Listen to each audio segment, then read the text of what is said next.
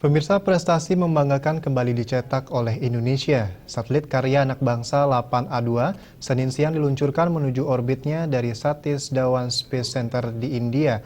Satelit 8A2 difungsikan untuk menjalankan misi pemantauan lalu lintas kapal, operasi keamanan laut, perikanan, dan eksplorasi sumber daya kelautan Indonesia.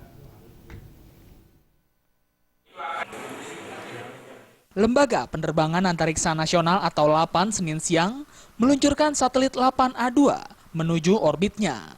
Satelit diluncurkan dari Satish Dhawan Space Center India. 8A2 merupakan satelit ekuatorial pertama Indonesia yang merupakan hasil pengembangan para peneliti dan perekayasa LAPAN. Satelit ini lepas bersama Astrosat berbobot 1,5 ton milik India dan 6 satelit nano lain milik Kanada dan Amerika Serikat.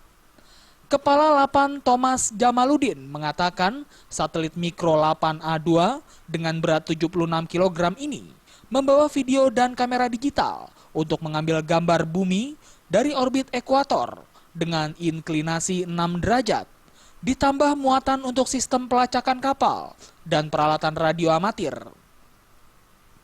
Memiliki misi untuk penggunaan radio amatir saat bencana dan identifikasi pulau terluar di Indonesia. Alat ini diharapkan dapat membantu menjaga kedaulatan Indonesia dengan memantau lalu lintas kapal, operasi keamanan laut, perikanan, dan eksplorasi sumber daya kelautan Indonesia. Ada 3 misi utama satelit 8A2. Pertama adalah misi kemaritiman untuk memantau ribuan kapal yang ada di perairan wilayah Indonesia dengan sensor AIS, Automatic Identification System atau sistem identifikasi otomatis kapal-kapal.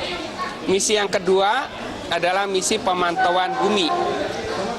Di 8A2 ada 2 kamera, 1 kamera video, 1 kamera pengambil citra.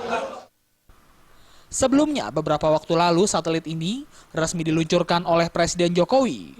Namun peluncuran ke orbitnya baru dapat dilakukan pada tanggal 28 September 2015.